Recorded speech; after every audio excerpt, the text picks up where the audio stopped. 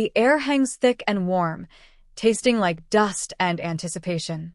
Row upon row of plastic chairs stretch out before me, a sea of hopeful faces under a sky that's just a little too bright. Gowns shimmer, some emerald, some gold, all variations on academic regalia, symbols of effort, of completion, of reaching some distant shore. Mine feels like a costume. It weighs on my shoulders, a heavy, unfamiliar garment. I shift, the fabric scratching against my neck. I'm seated near the back, anonymous in the crowd, just another face in the academic parade. The drone of conversation rises and falls, a low hum beneath the distant, tinny music. People clap, they cheer, they call out names. Each ripple of applause sends a small tremor through me, a physical manifestation of the knot tightening in my stomach. I smooth down the unfamiliar fabric of the gown again, my hand trembling slightly. My palms are slick. It's not the heat. It's the waiting. It's the knowledge of what's coming, or rather, what isn't. My eyes scan the sea of faces, searching, even though I know exactly where they are. There. Fourth row from the front, slightly to the left. My mother, beaming, clutching a small bouquet. My father, adjusting his tie, a proud, almost imperceptible puffing of his chest. And between them, perched awkwardly on the edge of his seat, my brother, the graduate, the reason we are all here. A wave of affection, pure and uncomplicated, washes over me for a second. He looks nervous, excited. He earned this. Every late night, every textbook, every exam. He put in the work. He deserves this moment, this culmination. I genuinely believe that. That's not the problem. The problem is the space I occupy in this picture. Or rather, the space I don't. The knot in my stomach pulls tighter. My breathing feels shallow. The noise of the crowd seems to recede, the world narrowing to that small cluster of my family, visible across the heads of strangers. Their focus is absolute, a laser beam fixed on the stage where names are called, where futures begin. Their universe, right now, consists solely of my brother, his achievement, his promise. And in that universe, I am a satellite, orbiting far out, barely visible, perhaps not even registered. The program shifts. A voice echoes from the loudspeakers, deep and resonant, guiding the ceremony. Names are called. Hands reach for scrolls. Flashes of cameras pop like tiny, silent fireworks. The air crackles with shared joy, with collective relief. And still the knot.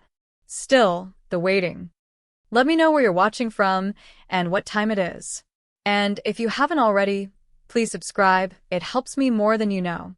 My life hasn't always felt like this. Like I'm standing outside a glass box looking in. There were moments, fleeting ones, when I felt centered, seen, anchored within the structure of my family. As a child, you don't question the air you breathe, the ground you stand on. You assume it's stable, that the sun shines equally on everyone under its roof. We were just us. My parents, my older sister, my brother, and me. A standard configuration. A standard set of roles, expectations. From early on, there was a current running through the house, a subtle but persistent force field that seemed to pull attention and energy towards certain poles. My older sister was the artistic one. Creative, sensitive, requiring careful handling. My brother, the youngest, was the golden boy, the heir apparent, destined for greatness in whatever traditional path he chose. And I was the adaptable one, the quiet one, the one who figured things out for herself, the one who didn't require much. It wasn't malicious, not initially. It was just habit, a way of being. If my sister had a performance, the calendar was cleared. If my brother had a game, we were all there, cheering from the sidelines. My achievements? They were smaller, quieter. A scholarship no one understood. A business idea that sounded risky, long hours spent hunched over screens, building something invisible to them, something that didn't fit neatly into the frames they held up to measure success. I remember showing my father the early prototypes of the software. Pages of code, diagrams. He nodded, politely, his eyes distant. Very. Technical, he'd said, patting my shoulder. But where's the real job? The stability. My mother worried about the long hours, the lack of a steady paycheck in those precarious early days. Why don't you get a nice job at a company? She'd ask, her voice laced with anxiety.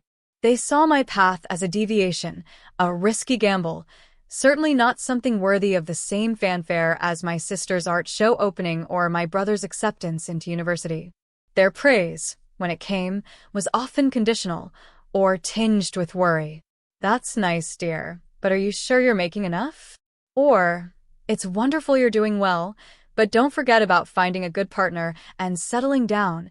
It was never about the achievement itself, the sheer effort, the against-the-odds victory. It was always filtered through their own anxieties, their own definition of a safe, successful life. A definition I increasingly realized I didn't fit. So, I stopped seeking their validation. Not consciously at first. It was a slow, almost imperceptible withdrawal of expectation.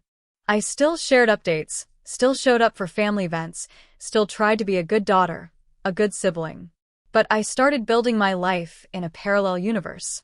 A universe where my risks paid off, where my ideas weren't technical, but innovative, where my long hours built not just a company, but a future I designed myself.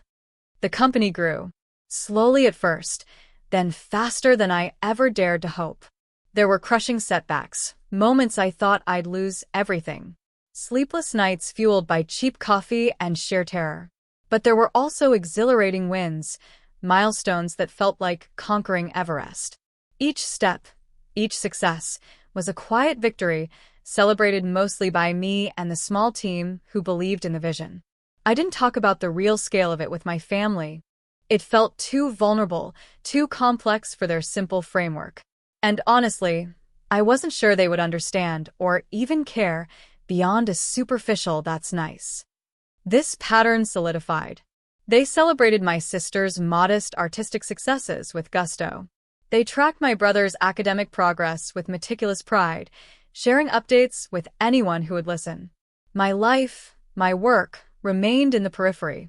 It was the acceptable, slightly odd thing I did, the one that didn't quite fit into the family narrative of traditional accomplishment. And that brought me here, to this graduation ceremony, sitting in this uncomfortable chair, wearing this unfamiliar gown. I came because he's my brother and I love him. I came because, despite everything, this is still my family. And deep down, a foolish, persistent part of me still craves that simple, unconditional acknowledgement. That feeling of belonging, of being seen as an equal contributor to the family's collective pride. The heat presses down. The voice from the stage drones on, listing accomplishments, naming donors, thanking supporters. Standard ceremony fare.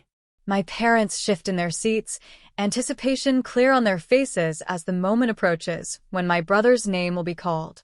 This is their moment, seen through the lens of his achievement. And then it happens.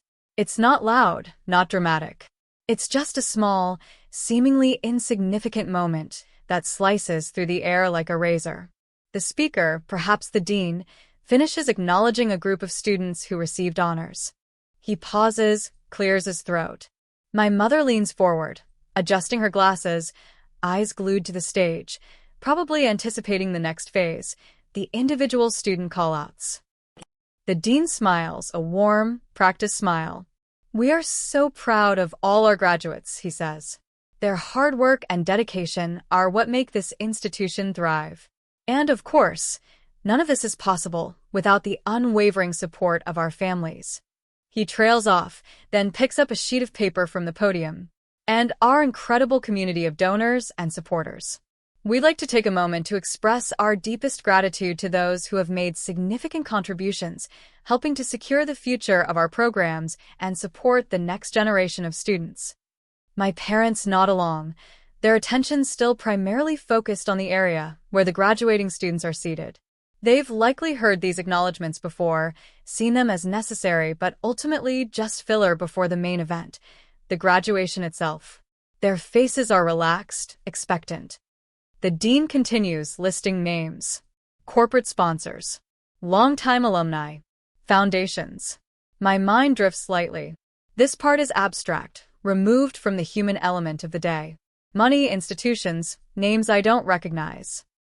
Then, he says, and we'd like to give a special thank you to a remarkably generous individual, a member of our own community, whose recent endowment will profoundly impact our School of Engineering for years to come, providing crucial resources for student scholarships and cutting-edge research. He pauses, looks down at the paper again, then back up, his smile broadening slightly. This transformative gift was made possible by my name. The air cracks. It's not a loud sound, but it feels like the universe just recalibrated itself. The drone of the crowd, the rustling of robes, the distant chatter, it all seems to stop, just for a split second. My own name, spoken clearly, resonating through the large speakers, echoing across the quad. My breath catches in my throat. I hadn't anticipated this. The endowment was meant to be quiet, anonymous if possible. A way to give back, to support the kind of work I believed in without fanfare. The university administration had insisted on some level of acknowledgement, a small mention perhaps, but I had imagined a line in a program or a name on a plaque somewhere down the line. Not this. Not here. Not now. My eyes snap involuntarily towards my parents. Their reaction is not what I expected. It's not pride, not even simple recognition. It's something else. They freeze.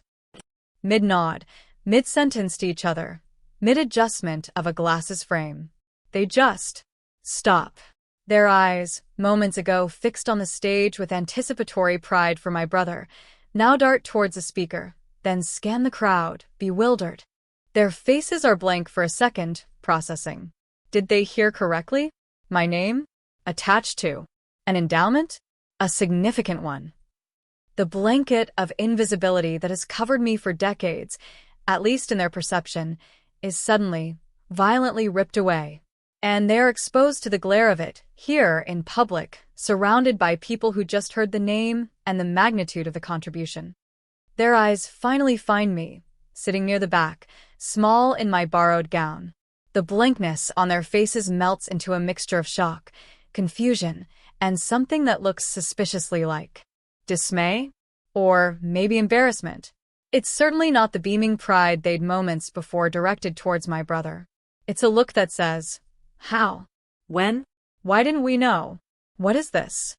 My father's jaw slackens slightly. My mother's hand goes to her chest, not in pride, but as if slightly winded. Their perfect tableau of proud parental support for the golden child is momentarily, irrevocably, disrupted by the unexpected, undeniable reality of my achievement. An achievement they knew nothing about the scale of, because they weren't looking. The speaker moves on, thanking other donors, the ceremony flowing back into its planned rhythm. But the air around my parents and around me has changed. It's thick with unspoken questions, with shattered assumptions. They had been so focused on the path they understood, the path they'd laid out for their children. My sister's creative endeavors fit into the box of arty, but maybe not lucrative, requiring gentle support. My brother's academic journey fit into the box of traditional success, requiring proud endorsement. My path, the one of building something from scratch, of navigating the messy, unpredictable world of startups, didn't fit their boxes. They couldn't measure it with their familiar rulers. So they didn't really try. They acknowledged the surface. She works with computers, but missed the substance, the scale, the quiet, relentless drive that built not just a career, but the capacity to make a gesture like an endowment. They were so busy cheering for the marathon runner on the track that they completely missed the mountain climber scaling the peak next door. And now, standing at the summit, I hadn't just waved. I'd built a small city up there, and its lights were visible from the valley floor they inhabited. The sting of their earlier neglect, the casual way they'd centered my siblings, the subtle erasure of my own efforts, it was still there, a dull ache under my ribs. But layered over it now was something else. A cold, clean satisfaction. It wasn't the satisfaction of proving them wrong, not entirely. It was the satisfaction of realizing I no longer needed their approval for my achievements to be real, to be significant. The validation came from the act itself, from the impact the endowment would have, from the university's recognition, and perhaps most powerfully from my own internal knowledge of the work, the sacrifice, the sheer belief that had gone into building something substantial enough to make this possible. Their shock was my victory. My victory was independent of their reaction. It was the quiet power I held, built away from their gaze, that forced them to see. The ceremony continued. My brother's name was called. He walked across the stage, shook hands, received his diploma. My parents, recovering from their shock, were back to beaming, clapping loudest for him. They cheered. They took photos. They were fully present for his moment, as they always were. I clapped too. Genuinely. He deserved it. But the dynamic had shifted. The air had been cleared, not by confession or confrontation, but by an undeniable fact, publicly stated. There was no taking it back.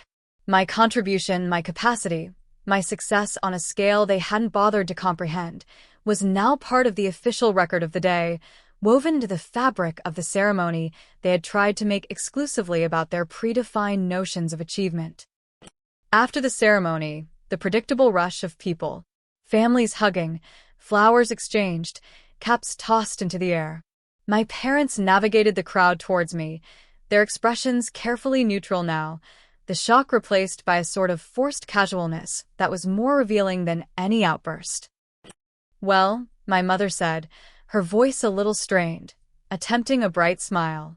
"That was unexpected." My father just nodded, his eyes darting around, as if searching for an escape route. "Didn't know you were doing things like that," he muttered, the implied question hanging heavy between us. "Things like that?" As if building a company capable of making a significant endowment was some kind of hobby I'd picked up on a whim.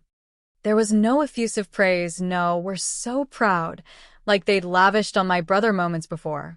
Just this awkward, fumbling attempt to acknowledge something that had clearly blindsided them, something that didn't fit their narrative and therefore they didn't quite know how to process. I didn't gloat. I didn't need to. The moment itself was enough. I simply smiled, a small, private smile that didn't quite reach my eyes. "Yes," I said softly. "I've been busy." I didn't fill in the blanks for them. I didn't explain the years of work, the sacrifices, the sheer grind. That was my story, and it wasn't for them to suddenly claim a part of now that it had manifested in a way they could finally measure, through money and public acknowledgement. My sister found me then, pushing through the crowd. Unlike my parents, her reaction was pure, unadulterated awe. "Are you serious?" she whispered, her eyes wide. "That was you? The endowment? Why didn't you tell us?" There was no jealousy, just genuine astonishment, and a touch of hurt that I hadn't shared this significant part of my life with her. "It wasn't a big deal," I said, deflecting, still not ready to unpack the years of quiet building, the feeling that they wouldn't have understood anyway. The irony wasn't lost on me. I had downplayed it because I assumed they wouldn't care, only for it to become a big deal precisely because of the public way it was revealed and their utter lack of awareness. My brother, caught in the whirlwind of congratulations, finally reached us. He seemed genuinely thrilled, clapping me on the back. "That's amazing. Congrats." I had no idea. His excitement felt honest, uncomplicated by the historical baggage that weighed down my interaction with my parents. The rest of the day was a strange mix. Moments of genuine familial warmth, celebrating my brother's achievement, interspersed with lingering tension and awkwardness with my parents. Every so often, someone would approach me, introduced by my parents or siblings, and inevitably, the conversation would circle back to the endowment. My parents would stand by, listening, their expressions a mixture of forced smiles and underlying discomfort. They were proud now, in a way, because others were acknowledging it, but it wasn't the same natural, unburdened pride they felt for my brother. It felt transactional, based on external validation rather than internal understanding or shared journey. They never asked about the details. Not about the company, not about how I built it, not about why I chose to give to this university. They just accepted the fact of the endowment, This undeniable proof of my success, as if it had materialized out of thin air, disconnected from the daughter they thought they knew. And perhaps, in a way, I was. The person who built that company, who made that endowment possible, was forged in the quiet spaces where their expectations didn't reach, fueled by the energy of proving something not to them, but for myself. The lack of their focused attention, while painful at times, had also given me the freedom to define my own path, unburdened by their specific hopes and fears. I didn't have to fit their mold because they weren't really looking at me anyway. The endowment wasn't revenge. It wasn't meant to embarrass them. It was a milestone on my own journey, a way of giving back, a quiet affirmation of the value I had created. But its public revelation and their unpreparedness for it turned it into something else entirely. It became a mirror held up to their blind spot, a gentle, undeniable demonstration of how much of my life, my capabilities, my very self, they had simply failed to see. Sitting here now, weeks later, the graduation robes put away, the awkward family dinner a fading memory, the feeling remains. It's not bitterness. It's not rage. It's a quiet understanding, a sense of liberation, even. I spent so long hoping they would see me, hoping their pride in me would match the pride they had for my siblings. But standing there, under the bright sky, hearing my name echo for something they didn't know I was building, I realized I didn't need their gaze to be real. My achievements stood on their own, solid and undeniable. Their shock was a moment. My journey is a lifetime, and that journey was shaped, in part, by the quiet spaces they left for me to fill on my own terms. If this story hit close to home, I'd love to hear your version in the comments. Thanks for being here. Subscribing helps bring more of these to life.